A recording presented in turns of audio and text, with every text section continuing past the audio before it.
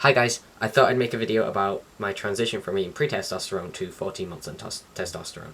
So, rather than going in chronological order like what happens first, I'm going to go head to toe with the changes and sort of say about when they happen when I get to it. So first of all, it's hairline. I don't know if you'll be able to see, but my hairline now sort of comes in there and then out, down, whereas the female hairline typically just kind of goes straight and then down. It doesn't have the curves that you see in the male hairline, like basically like the receding part. It doesn't have that. So that was one change from the top. My hair got thicker, for definite. I wouldn't say it like meant much changes with my hair, just really hairline a little bit thicker. But I guess all your hair gets thicker. Next, I'd say my face shape changed a lot. If I look at photos of me pre-testosterone compared to now, and I have a video of pictures of my year on testosterone that you can look at and see the photo changes. My face used to be a lot rounder, which is a more feminine sort of face shape. Now it kind of comes down and then in, which is a more masculine face shape.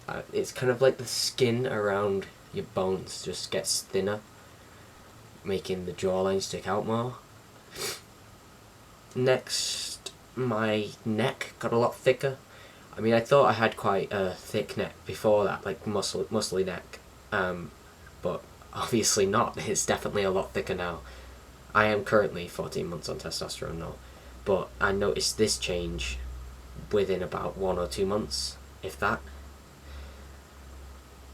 Next, I'd say my Adam's apple. I did have a bit of an Adam's apple. You could feel it. With some women, like, you can't feel anything at all. When I was younger, I could definitely feel I had a bit of an Adam's apple, but now it is a lot more noticeable. It's a lot bigger, and I think it's probably going to get bigger. I don't think my voice is going to get much deeper, but the reason that you get a big Adam's apple, from what I've read online, is where your voice box kind of like gets bigger and wider, and it pushes that like cartilage or bone, whatever it is, like out more.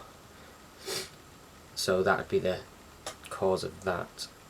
So that's why I don't think it's going to get much bigger, because my voice isn't going to get deeper, I don't think. Next change I'd say is my chest. It did get smaller, but more like less dense. So, like, not noticeably smaller, just kind of like, but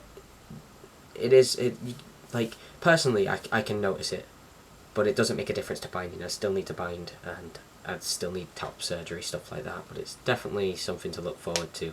It really does help with the dysphoria. The next change I'd say is my stomach hair. I definitely got a lot of stomach hair now. My body fat did start to redistribute as well a few months on testosterone. It went from being like around my hips to being more on my stomach, and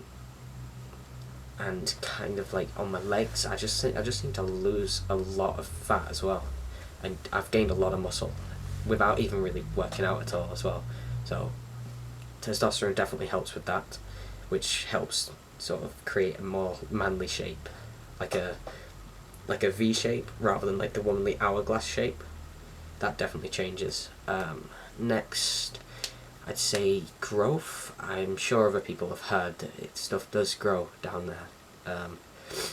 I noticed about 1 inch of growth, probably a bit more. It definitely grew a lot more in the last few months than the first few months.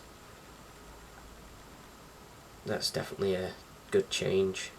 Obviously everyone's different. It grows more for other people, less for other people as well.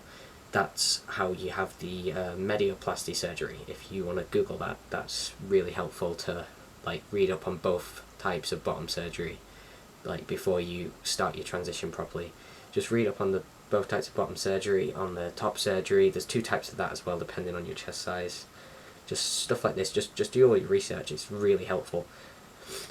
Next, I'd say would be like leg hair. My leg hair started off, so obviously I wasn't shaving my legs anyway as a woman, so I'd have leg hair, but it was like thin. It was still dark, but it was really nothing compared to what it is now. Now it's just like thick man hair all the way up to my thighs. It just carries on all the way up. There's just covered in hair. The backs of my thighs I noticed as well.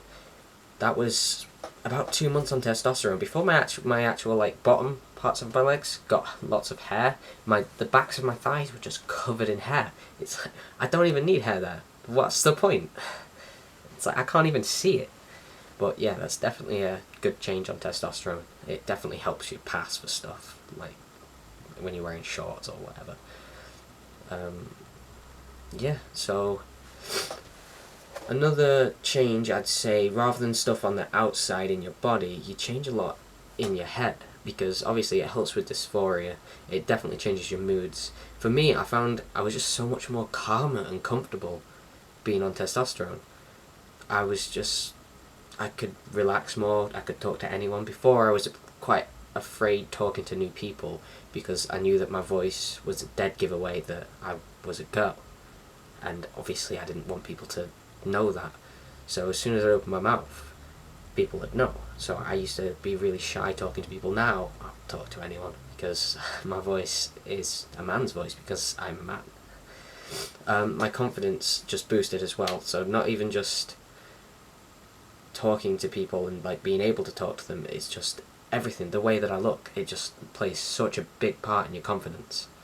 Such a big part. It really makes a difference. Secondly, I'd say I got so much more of a clear mind.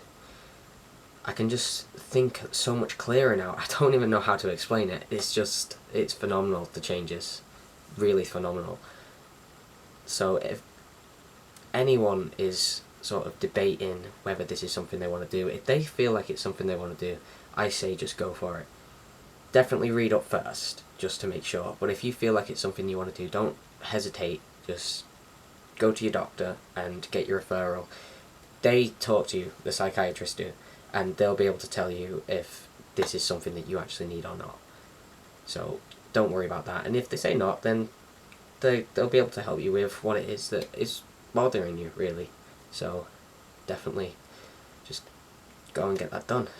It really makes a difference. If you have gender dysphoria, then nothing compares to it, because I was literally at the point of just hating everything. Absolutely everything. And now I love life. It's great. So yeah.